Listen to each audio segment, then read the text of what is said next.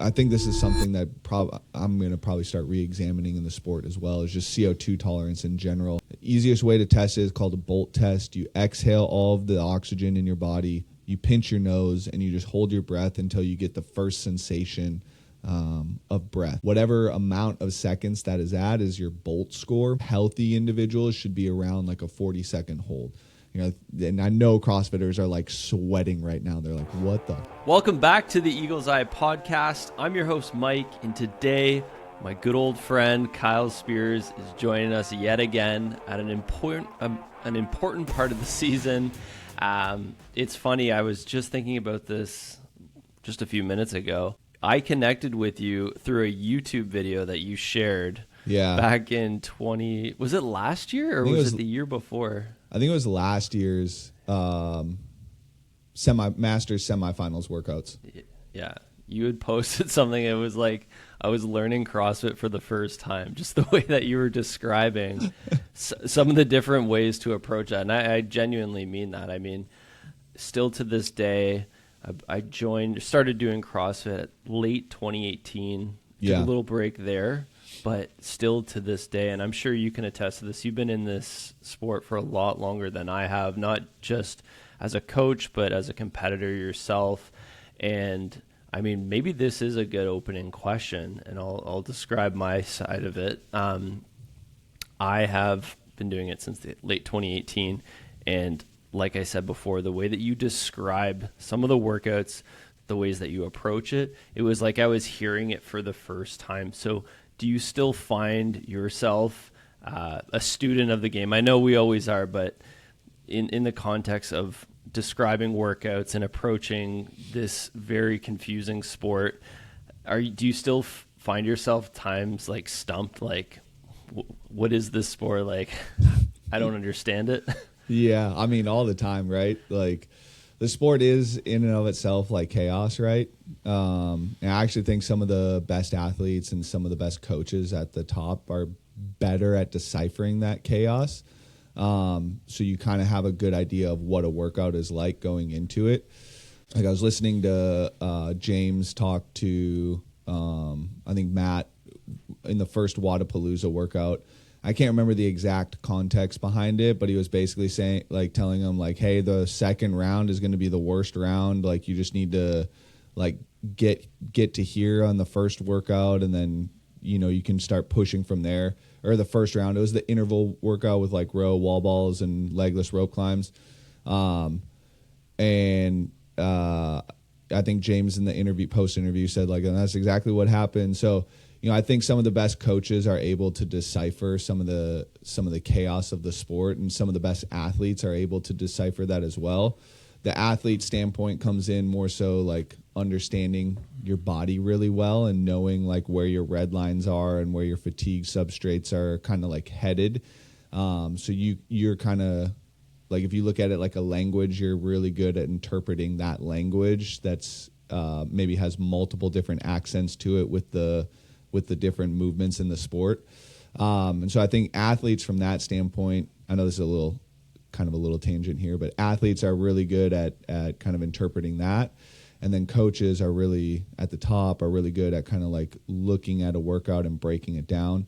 But I think that's always something that we continuously have to work on as coaches, is kind of breaking down workouts and understanding different fatigue substrates and kind of collecting data from athletes to understand, like, okay, was my, hypothesis right on this workout? Was it wrong on this workout? And okay, I got to add that to the collection of things I'm understanding or learning about this workout. And then, coaching individually, then it's like pairing it up with your other athletes and figuring out knowing them to create a great pacing strategy for that specific athlete. So I think on that regard, you're always learning, because you're always learning a new type of athlete, whether it's, emotional, psychological, physical. All three of those things come into play when you're going into a workout. And so understanding like how to create a strategy around that for that athlete is always a learning process. Mm-hmm. One thing that popped to my head too is, the old saying, an amazing athlete doesn't always make a great coach. And sometimes we have coaches that have never really competed. And I think there's probably a lot out there that haven't competed at a very high level. I don't necessarily think that's super important, but I do think about like some of the small things that go a long way. So I know we've talked about this before, Kyle, it's like on game day, like you don't give a shit how you feel, head through the wall. Like, of course there's strategy in there, but like aside from that, like we're just emptying the tank here. Like you say that, I feel you say that because you've been there. I feel like you can say that with confidence, and the athlete can feel that. Whereas a coach who hasn't been there, and again, I could just be like going down a rabbit hole here, but like, what are your thoughts on that? I mean, we see it in the space a lot. Yeah, I pull a lot from different sports just because they've been around for a century now. So like they're a little bit more established than CrossFit is. And I think if you look at all the top sports, if you take football, for example, and you pull all the best coaches, some of them have had some sort of playing experience in their life, whether it's high school or collegiate ball. Maybe they touched the NFL. I think Mike Vrabel is probably the only one recently that has like had Super Bowl experience and won a Super Bowl. So like been at the top as an athlete, and then he just, took the Patriots to the Super Bowl. So I think he's probably the only one that's kind of done both. But if you look at most of the coaches, they've had some sort of experience, probably been in some sort of high-performing organization. If you look at Kevin O'Connell with the Vikings, like he was a part of the Patriots during some of their prolific tenure, I think in the early 10s. So they've had some sort of high-performing experience, maybe not necessarily been at the top. But then you look at somebody like who is the old Eagles coach? He doesn't coach anymore. I just had the name in my head. Cannot remember it. But Chip Kelly. There we go. He was a great collegiate coach, stepped into the NFL. His philosophies in the NFL completely bombed, and then he went back to collegiate, and now he's like kind of just okay. I don't even know if he's still actually coaching. I thought he was at UCLA, but I could be wrong about that. So I think there is a component to being an athlete that is super important, and having success at some level as an athlete, whether you are actually a part of that success or you're just around that success, is important for coaching, because I think it does give some important lessons around mindset, intensity, motivation. If you've never experienced that, it's very hard to relay that and relate that to an athlete. And like then there's just also I don't want to say the genetic bias, but and I'm not calling anyone out because that's not the point of this, but there are like coaches and teams where just a really good athlete who was going to be really good walked into this place, probably did some programming that was just good enough, and they're at the top of the sport, and then it's kind of advertised as like, and everyone needs that. Everyone needs that boost for sure. But that's another thing. It's interesting because in this sport right now, like it is very much, you'll have coaches that develop an athlete to a super high level, and then that athlete just gets sniped over to a training camp of some sort. So it's not necessarily like some of these training camps have the best coaches at them. They just have the best athletes at them, honestly. And maybe they have a little bit more resources relative to some of these other places. But like eventually that will probably sort itself out. Maybe if the sport becomes a little bit more professional, it'll sort itself out. Because like if you look at any organization, it's like resources and coaching matter. It's not just one versus the other. But it is very much like a talent hotbed, in the sense that like if you look at any organization, it's like resources and coaching matter. It's not just one versus the other. But it is very much like a talent hotbed, in the sense that like if you look at any organization, it's like resources and coaching matter. It's not just one versus the other. But it is very much like a talent hotbed, in the sport right now, and like coaching is a little bit maybe an afterthought, and it's more about relationships and personality, which like coaching is about relationships, but it's more about like who's got a good personality to draw in some of the top athletes, or who's had success in the past to draw in some of the top athletes. And so it just kind of, it's definitely like a positive feedback loop for these organizations, and not necessarily saying that there aren't great coaches at those, more so just saying like it's possible that not the best coaches are there, just because of the way the sport's currently facilitated and set up. Mm-hmm. Yeah, it's like you said, the training camps, you get a bunch of really good athletes training together every day, multiple times. Yeah. At the times that are most crucial, maybe it's the second session or the third session, if we're talking the top of the top. I mean, it is those small things, and it just makes me think, okay, so if you had to choose between a team training camp that you're just grinding with every day, assuming maybe you still work a job, or individual programming that's truly hammering your weaknesses, but you don't work in a gym with anyone. I know it's hard to say who would get better results, but like, what's your take on that? Because I know through my own experiences, I've trained with high-level competitors, and I was fortunate at the time. And when I was new to the sport, I friggin' flew. I mean, that was going to happen starting as a beginner and just learning handstand walks and whatnot. But had I compared that to doing it on my own, I don't know if I could. And I know the context matters, but what are your thoughts on that?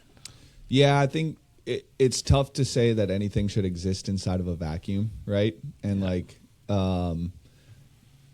my personal belief is you need both. And I put this is years ago, but I put out a blog post on this, and like how your training season should be structured is like in the off season, you should have a lot more kind of individual training, really dialed in on what your weaknesses are, and specific, if you need more tendon strength to get stronger, like you should be doing stuff like that. Maybe somebody else is a little bit stronger, so they need more aerobic work and more base level conditioning work. So like in the off season, everything should be really tailored towards the individual. And then as that season progresses, they kind of converge. About halfway through the year, they meet in the middle, and then it's an inverse relationship at that point in time. During comp prep, you're training more with other individuals. Maybe you have 2 sessions a week that are more individualized to you, but the intensity is a little bit more important during that time frame. And the best way to get intensity is through training with other people. So there's also like the social aspect of it. Like, this is supposed to be a fun sport. Like, even if you go to like a track event where you literally are running by yourself, maybe you do like a 4x4 or 4x1 or 2, whatever it is. But you're for the most part training by yourself, but you got 10 other people in that facility with you training at the same time. Maybe you guys do the same workout, maybe you do something a little bit different, but I think training partners are exponentially important. But at the same time, I also think that individual programming is just as important. It's more the time frame that you need to fit it in at and during. And then it's also like an athlete by athlete basis. Some people can handle training with other people way more than other people can handle training with other people. I like, sorry to cut you off, but I do know of some of the highest athletes in the sport who genuinely prefer to train on their own. And I'm talking like, if they could have it, just literally no one in their space. And I've had like a random Sunday where, I'm backloading my training for the week because I missed a Thursday, Friday. And it's, Sundays are, everyone's at church. I'm in there just by myself, and there's just something very beautiful about it. Yeah. And again, that's just my side point there. I actually think that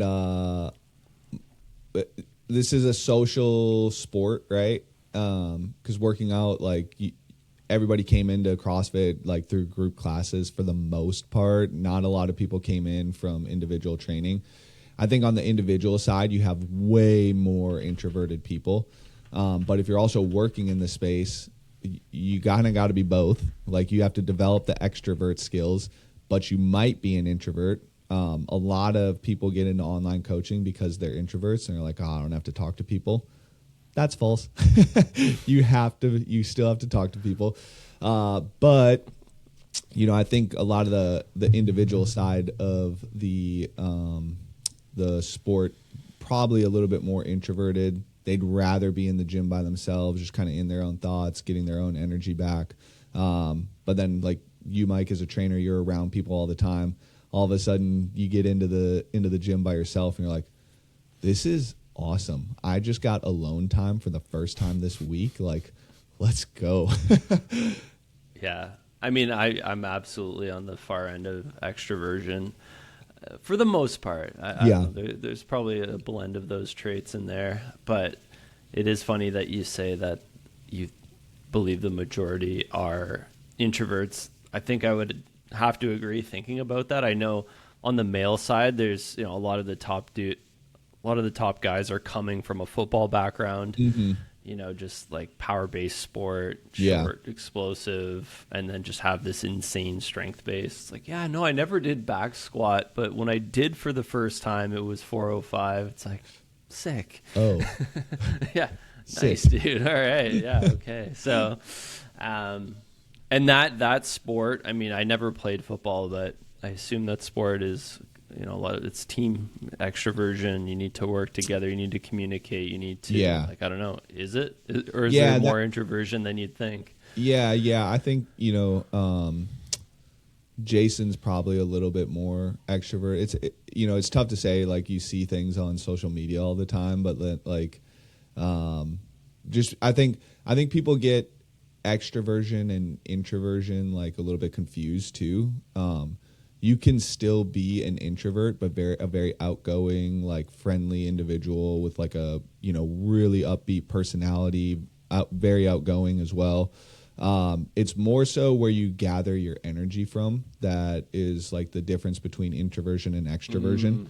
So like you might put all of your energy into being outgoing and like have a great person. Well, not that people don't have great personalities, but like a very attractable personality, draw people to you.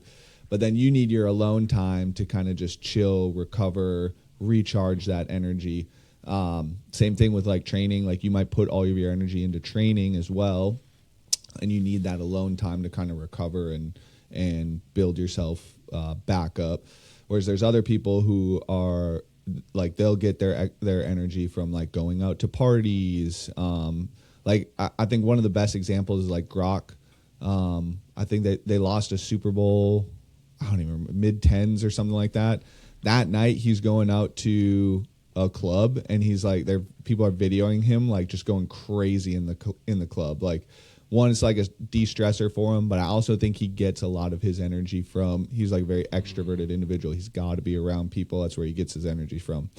And I think you got to have both. Like you can't just be living in your four walls of your office all day and never come out, never talk to people. And you also have to, as an extrovert, you also have to have that alone time to just like let yourself kind of think about your thought, or like let your thoughts kind of settle, and then you can kind of go back out about yourself. So there's definitely a balance, but it's more so like where you're getting your energy from. Yeah, so it's the safety can come within being completely isolated and, in your own protected routine, which is predictable. It's energy saving, and it can be productive from a performance and training perspective. However, you're never challenged outside of that, which is where a coach comes in, of course. But so, yeah, like you said, there's a mix of the two. And we've talked about this on previous episodes, but I know, the weekend throwdowns, competing more. And I think I want to touch on that for just a sec, but, you mentioned competing more is an important factor. If we're tying in just getting out of your comfort zone, even though, like if you're going to compete, that is going to have a direct impact on a training cycle. Of course, the season does matter. So outside of getting out of your comfort zone, like in live competition, in this context, where do you feel athletes are going to get their best bang for their buck? Because that's something I haven't been doing outside of just like qualifiers and more the CrossFit game season. You saying what's the purpose of competing more? Like what does competition or competing more do for an athlete, or is that kind of question? It's like kind of like, okay, like if you've established your weak points, and you spend you could and I've done this, I've literally spent an entire year dedicated to getting back, but then you kind of soften up, like there's things that happen within, like we're talking about, that comfort zone. And where does competing play a big role in this outside of a focused season, just getting more touches? I think again, I think that's something that's very athlete dependent. If you have somebody who's a little bit newer to competition, maybe they didn't play a sport growing up, they didn't compete in college in something, being able to generate focus is a skill that takes a lot of time to develop. And then being able to generate focus inside of a chaotic environment is also a skill that takes time to develop. And so that's something that live competition can really help you do, is just go and compete more so that you can work on that skill and develop that skill. But there's also athletes who did compete growing up and like they probably have that skill pretty well, like well developed. Not all the time, but usually they probably have that skill really well developed. And so they probably need to look at competing a little bit less throughout the year. For example, I did maybe 3 competitions throughout the year when I was competing. One was the Open. Second one was regionals. If we qualified for the games, we'd go compete at the games. And then Granite Games in the fall time frame, RIP. So it was 3, maybe 4 competitions throughout the year.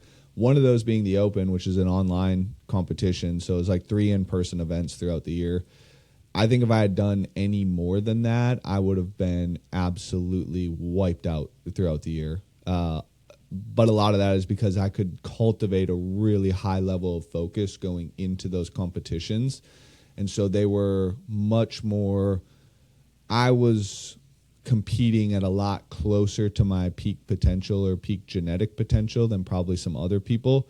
So they drained me really, really bad. And I would take a week to recover. In fact, in 2015, I didn't take a week to recover. Fast forward a year, I was burnt the fuck out. So I think it's a lot of it is athlete dependent, but there's so many skill sets that you can focus and develop just going to live competitions, learning how to compete from a focus standpoint, a just competition flow standpoint, flow of workout standpoint. Like there's nuances to competition that are going to be different than your gym. Moving down a lane specifically, the transitions in those movements, what fatigue substrates conflict with other fatigue substrates. So understanding like, hey, I've got to walk or I've got to get myself back down this lane after doing wall balls to get on a pull-up bar to do pull-ups, right? Might be a terrible example, but that's not going to have much conflicting fatigue, and you get this 15-second built-in rest period during that time. So it's kind of some stuff like that is good to go to these live comps to learn, and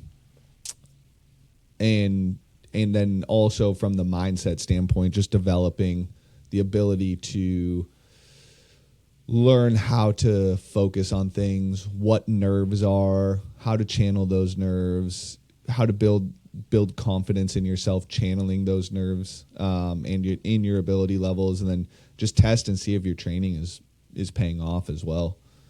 Yeah, I think trusting your fitness, that was a really big key word that was used during quarterfinals. There was definitely some workouts in there that were, a bit of a mind fuck. And like for me, double under density, it's been a bit of a kryptonite. It's I'm a big jumper. I'm just absolutely torching through glycogen and heart rate's going up. And trust me, I'm working on the efficiency. This one's going to take some time, but I'm an explosive dude, and my body just likes to just use those fast twitch fibers to just launch into space, regardless of what it's doing to the heart rate. Anyway, I get into that workout, and I'm like breaking up the deadlifts early. You finish the workout, and it's like I overpaced, or I underpaced. Like I did not give myself enough. It was so easy, like not easy, but it was. I got to the end, I was like, oh, that was just not what I should have done. And it was like I could have just full sent it. And it's like, again, this is the complexity of CrossFit. Yeah. And I was super confident in the bar muscle up workout. I mean, it wasn't really a bar muscle up workout for a lot of people. Right. It was just a cleans workout, and the cleans, they got me. I mean, how often are we doing a hang, mixed step, front rack, squat? Like it was an interesting weekend. So what were your thoughts on that?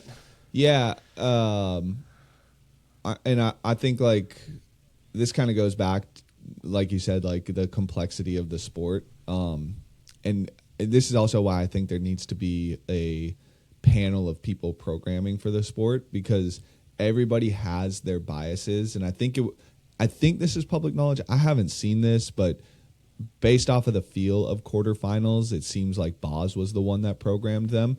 Super dense bottlenecks for the most part. Workouts that kind of just had one component to it that really mattered. He did actually throw in, I would say the first workout is actually more of a Castro-esque workout. So that was kind of cool that he changed it up a little bit. But, that one in and of itself was kind of like, how fast can you do your burpees, right? So there was kind of one component of each workout that had a very specific, like, this workout just comes down to this, period. There's not really any other complexity to this other than this is the fatigue substrate that's coming up. So you have a lot of different biases and a lot of different things that you have to account for. And that is challenging from an athlete standpoint, because you might prep for one thing one year where it's the open and it's volume heavy and you're doing 150 burpees in a workout, and then all of a sudden you're going to, now my grip is just going to be completely shot doing two movements back and forth, but I can choose how I do those two movements. Like, there's just so much complexity to the sport. So I forget where I was fully going with that, but did that kind of answer some of the thought process there? Or? Yeah, I mean, my question was, what do you think about that? So it was just like an open thought that we're just riffing on. Quarterfinals brought a lot of people together. This was the first time since the previous quarterfinals. Of course, this was a more inclusive one. It didn't test a lot of the things that I had peaked myself for, but that doesn't mean that those things that I peaked for aren't still preserved for future more higher skill, higher weight tests. Certainly, again, it's like, for me, it's easy for me to talk shit about the open, because there's definitely workouts that I need to be better at. The lighter, higher volume, higher rep ones. Like, it's not an excuse to not be able to do good in those, because the guys at the top are still doing well enough in them. They might not be winning those workouts, but I always look at this as an opportunity to, move with the relatively lighter loads and practice just being a little bit more athletic and grinding. Like, it's a lot of it just like grunt work, right? Yeah. It's like I want a heavy barbell because of my own biases. But so it was nice to see everyone get together. It's been a few years there. and now it's like this shift over the next 4 to 8 weeks, depending on which division you're going to be doing semifinals in, if you have qualified. And if you have, that's awesome. Congrats. So like, I'm going to bias this a little bit towards myself, but there's also athletes in this situation. And this was a conversation we were having the other day. But for more like power biased athletes, an athlete who is already fit enough to be in the mix, we don't have too many things to hammer on. There's still some weaknesses in the mix.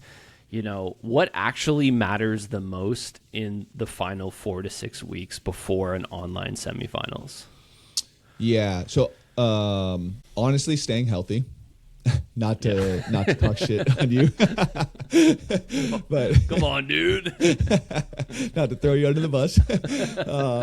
But okay. Healthy is all right. That's it. We're done. Yeah. Or delete. Healthy is probably number one. Obviously, that's not something you can fully control inside of sport. There's chaos that happens in sport, and injury is a part of sport. But health is probably number one, and just really making sure that, if you have something going on that's nagging, you're getting treatment for it, and or you're laying off, and you're really not trying to push through that injury and make it worse. Like, there's a place and time to be tough. You can make that mistake in the off season a little bit, or 8 months out from your season. You can kind of make those mistakes and figure out, because it is a learning opportunity too. Like, I pushed it too hard here. Like, I need to spend 2 or 3 weeks kind of recovering from this. Not that you can't work on other things. So it is a little bit of an opportunity or a learning opportunity as well. But that's kind of number one. Staying healthy, not pushing through injuries. Being tough comes when you're at your competition, doesn't necessarily have to come in training. So kind of number one.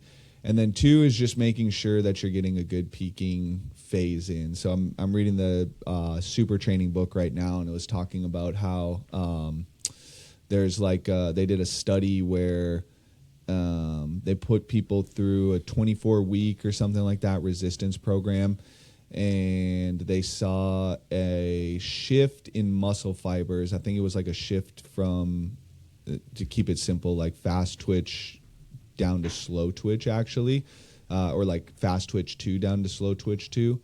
And then when they rested for 3 months or 3 weeks, there was actually a super compensation for their fast twitch muscle fibers. So they had more muscle fiber, more fast twitch muscle fiber than they previously had after 3 weeks of rest.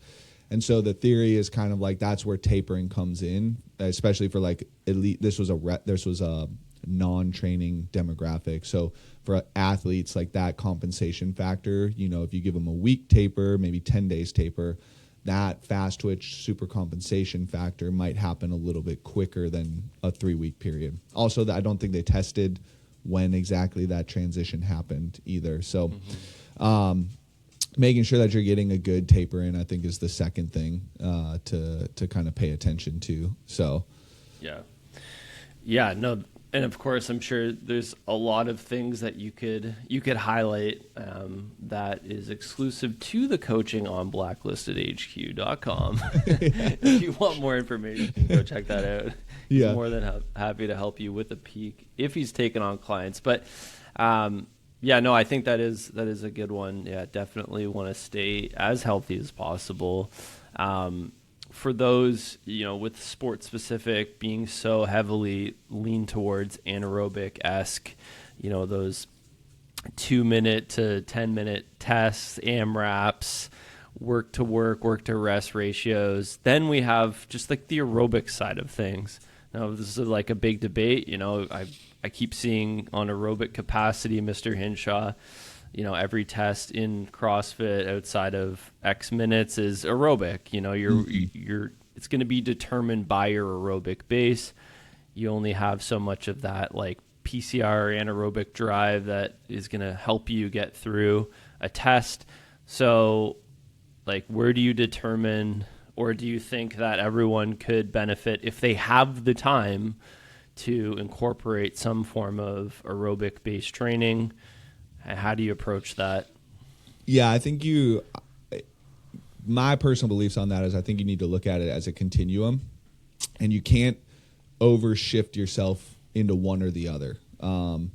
If you're predispositioned to be a more powerful athlete, you're going to come into that anaerobic state a lot quicker than you are going to come into that aerobic state from a training aspect. So if you have a lot of training that's anaerobic, you're going to pop into that anaerobic state way faster, and that aerobic state is going to deteriorate, right? And so you lose the ability to sustain efforts, have good cardiovascular system, mitochondrial density, like all the things that'll keep you moving inside of a workout. If your predisposition is a little bit more of an aerobic athlete, like you have good blood flow, you have good, maybe you don't have a ton of systemic muscle tension, so you're able to kind of, goes back to blood flow, right?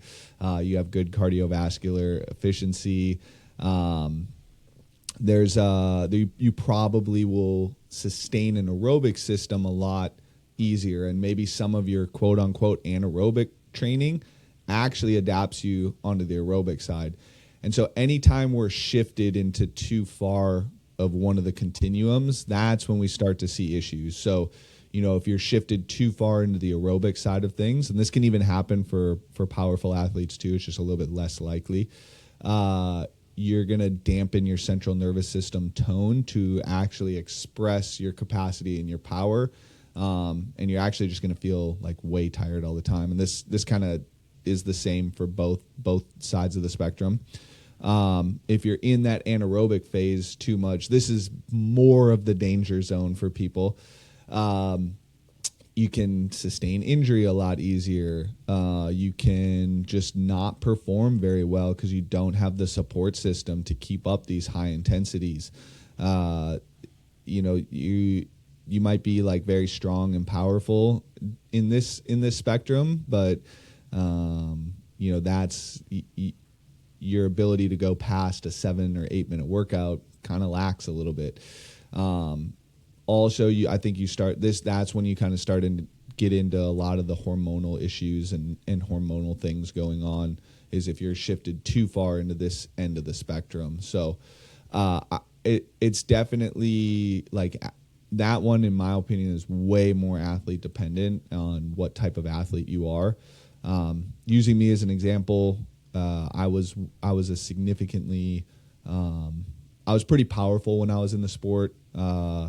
Granted, these numbers don't really hold up, but in 2016, I front squatted 400 pounds. I think there was like maybe the top 100 on the leaderboard could do that on the CrossFit Open. So my strength numbers were pretty high for the sport. And then flash forward to 2020, I ended up doing, it was 3 sessions a week of 60 minutes of zone 2 work. I did 2 true CrossFit workouts a week. And the rest of my time I did 1 high intensity interval, and then the rest of my time was spent doing 60 minutes worth of EMOMs as well. So you could technically count that as zone 2, as also building crazy high volume tolerance and tissue tolerance. And that was by far the fittest I ever was. On top of that, I was walking 4 miles a day. So like my almost entire training spectrum was spent on aerobic work, and muscle endurance / tissue tolerance. I had 3 high intensity sessions a week, and that was it. So being a little bit bigger and more powerful athlete in the sport, I think that works super well for bigger and powerful athletes. The only issue is boring as fuck. And like you got to be really dialed to do something like that. You also do have to have a good proficiency in Olympic lifting, so that you don't have to dedicate a ton of time to that, and you can, you get your touches on it in the week, and you retain your strength pretty well. I think like the mental resilience you build doing the boring stuff. It's like if you hold a 1 hour, I think that the highest I built to was like a 1 hour zone 2 run, which was a little bit more fatiguing, so maybe it wasn't super zone 2, but the heart rate was in what would be classified if we're doing that. The talk test would pass anyway. Yeah. Then when I would go do a 10-minute workout, it was over before I knew it. And I think those more aerobic biased, or just people who train aerobics more, it's like that unseen benefit is just your ability to be bored. And so then the 10-minute workout, which for a 2-minute athlete that can express that in 2 minutes, is like, fuck, I got 8 more minutes. Like, how am I going to get through this? So on top of you actually building that base of support, you are also you're just building more general like resilience and toughness to be bored, which is important when you're saving energy, not being like stressing about another 8 minutes. How am I going to do this? Like those micro panics like add up in a finite resource of an entire weekend. If you're competing for 3 days, you're going to be zapped by the end. But I'm sure we could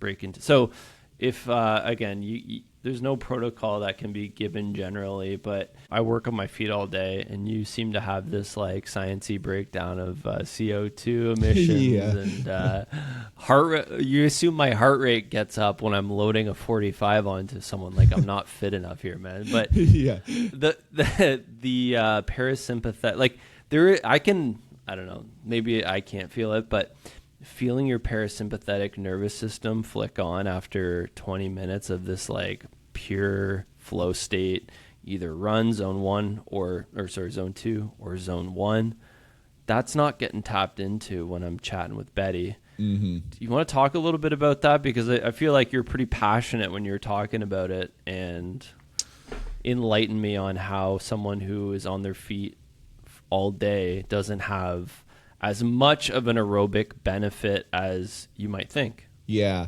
I mean, don't get me wrong. Like there's definitely some aerobic benefit in there for sure. But like maybe a good way to describe this is not all steps are created equal. Yes. So like going out on a 4-mile walk in nature and getting your 10,000 steps that way is significantly different than getting your 4 miles in, walking back and forth to the weight rack with music blaring in the gym, you starting to talk to somebody for 60 minutes inside of a training session, different compromised diaphragmatic positions. Like maybe you're watching a squat from a kneeling and now you're compressed. Maybe you're, constantly bending over to load somebody's bar. Taking weights off that bar, rolling the bar over to take the weights off the bar that way. You're getting these little kind of dips and valleys of 1, CO2 buildup, and then 2, potentially like heart rate spikes and heart rate decreases. Especially if you're like, getting amped up for somebody's lift, like let's fucking go, Betty. Like, I actually had a client one time send me their Whoop data, and they were at like an average heart rate of like 145 coaching classes. I was like, what are you doing? It's just like, yo, I'm different when I coach classes. Like, you are correct on that. Yeah.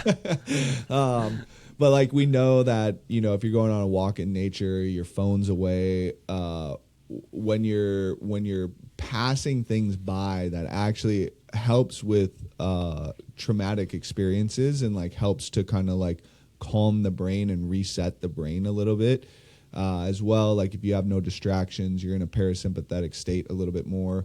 We know that just the shapes in nature are completely different than what we see on a day-to-day basis. Like, I'm looking in this room right now and all I see is like straight linear lines of things, like maybe a couple circles. You go out in nature and it's like these crazy complex structures, right? And so that acts to break up a lot of pattern recognition, which can also help to set us into a parasympathetic state. The other thing that happens, like when you have, I think this is something that I'm going to probably start re-examining in the sport as well, is just CO2 tolerance in general. When you overbreathe, which you typically do in CrossFit, you have this thing called CO2 tolerance. And the easiest way to test it is called a bolt test. You exhale all of the oxygen in your body, you pinch your nose and you just hold your breath until you get the first sensation of breath. Whatever amount of seconds that is at is your Bolt score. And like to give you an example, like healthy individuals should be around like a 40-second hold. You know, and I know CrossFitters are like sweating right now. They're like, what the fuck are you talking about? Their nose is already plugged in. Yeah. So typically CrossFitters will be like in an 18 to 16 second range. And like 20 is actually pretty good for CrossFitters. And so what happens is when you don't have oxygen in your body, or when oxygen is used up in the muscle, it produces CO2, and that's what we off breathe. Your brain has a mechanism that is like, we have too much CO2 in our muscle or in our body or in our blood. We need to get more oxygen in. And so it's over breathing. So you're taking in a big breath. Mm-hmm. Well, when you're talking to somebody all the time, you're not really inhaling a whole bunch. You're doing a lot of like exhaling. And while it's not like a Fran-esque feeling where you're like, I literally have no oxygen in my muscle right now, there is a decrease in the amount of oxygen that's coming in the body. There's a big buildup of CO2. Anytime you have those buildups, it's going to decrease and decrease and decrease that tolerance unless you offset it with specific training work. So when you have that buildup, now you have the over breathing that takes place. Now your breathing gets messed up, and that kind of offset. When we're taking more breaths in to get more oxygen in, we're not exhaling, which activates the parasympathetic nervous system. We're doing a bunch of inhaling, and short inhales relative to exhales, that drives up our sympathetic nervous system. Mm-hmm. So essentially, long story short, too long, don't listen. If you are conversing with people throughout your training session, you're driving up your sympathetic nervous system, and you need to have some sort of offset to really make sure that you're getting back into that parasympathetic state. Yeah. So all of it summed up in about 2 sentences, which, thank you, by the way, that was just beautifully spoken. The parasympathetic state, your ability to exhale, is a large determining factor of recovery, which, of course, in between these super high intensity bouts is paramount. You're going to do a lot of that through sleep. We know sleep is, of course, one of the most important thing, but outside of that, your influence on determining recovery and building that aerobic base is your ability to be in those states. And, as you mentioned before, that optical flow. I think I learned that from Huberman. He talked about that many years ago, and that's your pupil's ability to dilate. Because right now, like you said, it's funny because that's how I think about it too. I'm in these 4 walls. You're in a vigilant state, even if the conversation is chill. That's why you just like crave to get outside, right? Like, we're near the end of our conversation here. We need to break the cycle in a few minutes. And the first thing that you would want to do is kind of just like get out and like let your eyes dilate, let them relax. And that is really only achieved outdoors. It's right there in front of you. I often, it's so easy to get lost in all of this. And I probably had to cycle back to this 3 to 5 times, and I've known these things, right? Like it's just like hearing it again, and that's why the power of human connection and conversations like this go so far. I mean, you learn so much about the body and about physical training and like and just recovery in general. It's so easy to just forget things, like and then you're like, somebody says something, you're like, damn, I forgot about that. Like, yeah, that's great information. So, but it's interesting you say that about the optical relief. So when we were in sniper school, you would just get, your eye would fatigue looking through the scope all the time. and they would tell us like, you need to, if that starts happening, take your eye off, look at something green, or I think it was green and blue, and that actually relaxes your eye, and then you can come back on target through the scope again. And really, truly, the only green and blue things that are in abundance in the world are outdoors, vegetation, and the sky. Yeah, and you can't even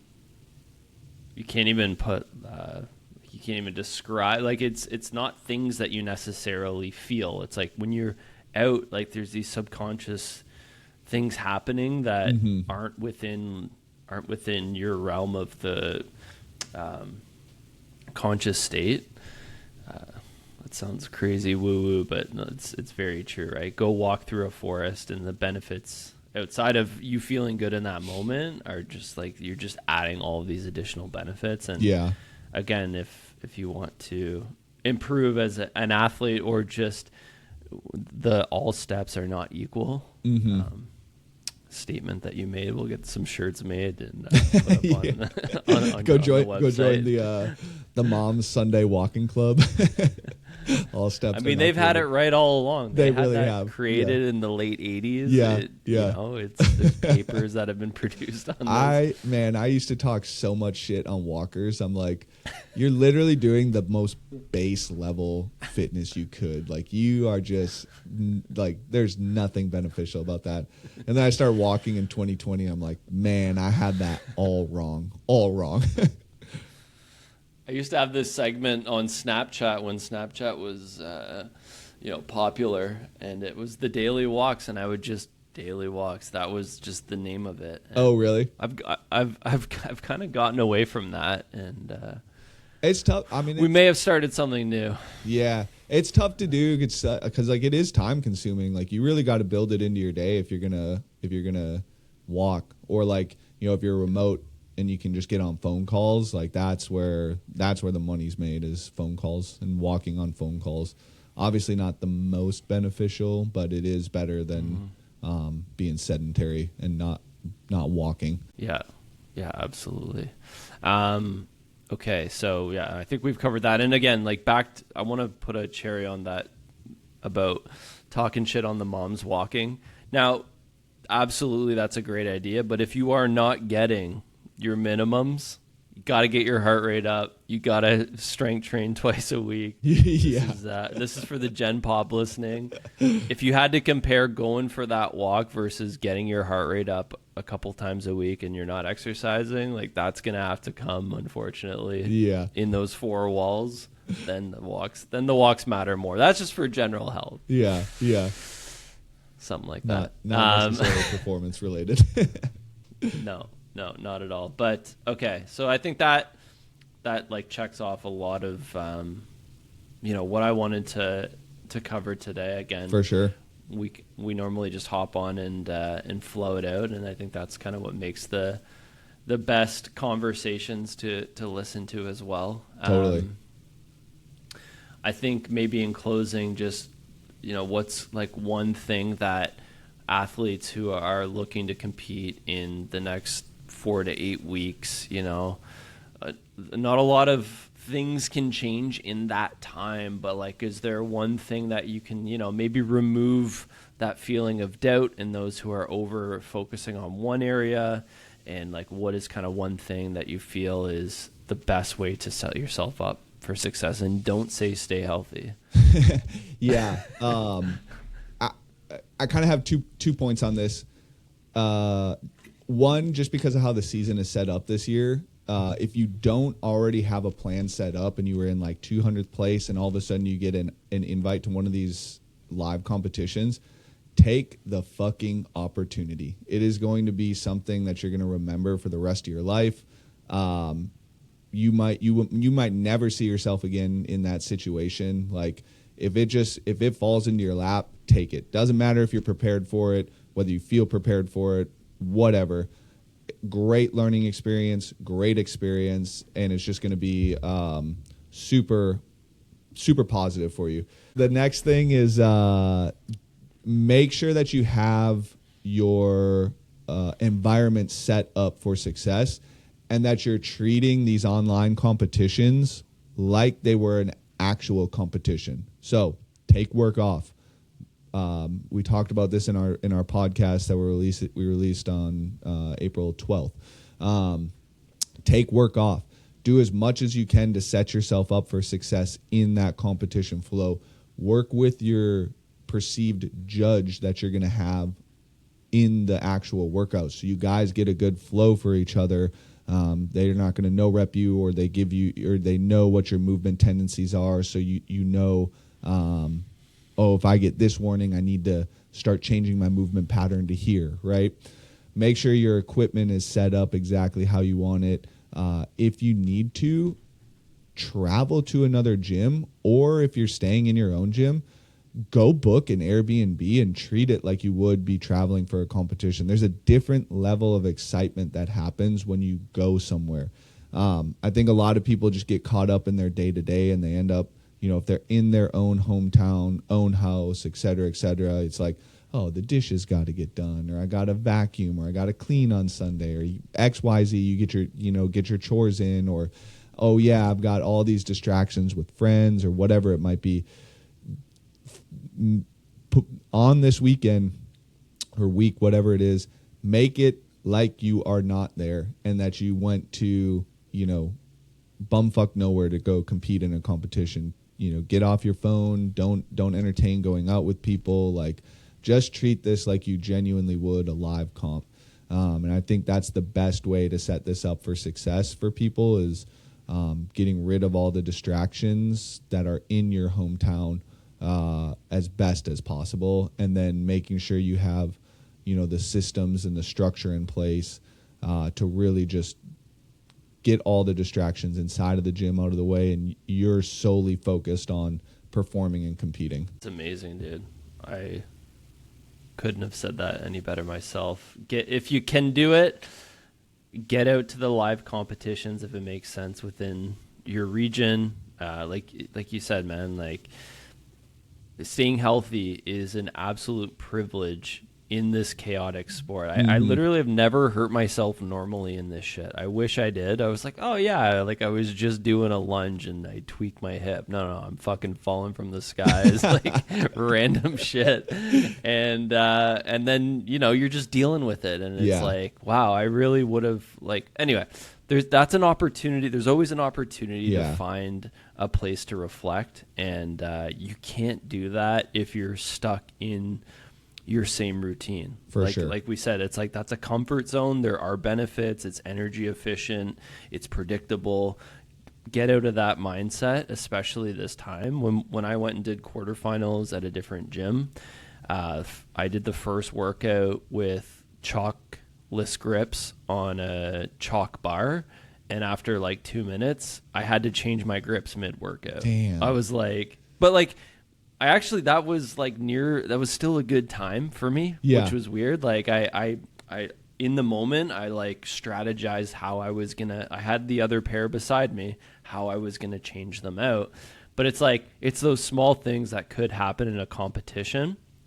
And you just like wouldn't make that mistake, because I knew I could just like stop the workout if I wanted, refilm it, take a 5-minute break, right? And it's like, get in those environments where you're not super comfortable, but it also gives you that extra fire, especially if you can go up against people that are your similar level, and then you're like 3, 2, 1, go. And like on that rowing workout, I remember the strategy, like I literally was saying I could run through a wall. You would have been proud of me, man. Like that was the level of readiness on day 2 of quarterfinals. Yeah. Where the peak was there. I was like, I had a Starbucks. I drove up. I was ready to just plow through a wall. And, that's awesome. That's how you want to feel, man. Yeah. But yeah, we'll close this out, man. I really appreciate you taking the time to chat, and, I'll definitely post the in the show notes that episode you're referring to. Sounds good. And then if we're lucky, we'll maybe get a little quarter or semifinals workout strategy guide from himself. So I'm actually I don't know how I'm gonna do. I don't know how I'm gonna do that actually, because I'll be in London for WFP when those work, because I think they're releasing them on Monday, correct? again? I think so. Yeah. Yeah. So I'm going to be in London during that time frame. Maybe I'll find a way to bring the camera over and hook up over there. Maybe we'll phone you in. We'll phone you in. You'll get your AirPods on and just off the phone. I mean, maybe honestly, that might be a fun thing to do. Although I don't know what time. Maybe I'm going to wake up at like 3 a.m. to do that. Though I don't know what time that would be at. It'll be later in night probably because you're 6 hours ahead. But we'll figure it out. Yeah. We'll see what that looks like. So, but yeah, thanks for having me, Mike. It's always a pleasure. Yeah. Okay. And if you guys like this episode, share it with someone. Like, subscribe, go follow Kyle's podcast at Blacklisted HQ, and you can find him online. I'll post all that down. We'll catch you on the next one. We'll see you.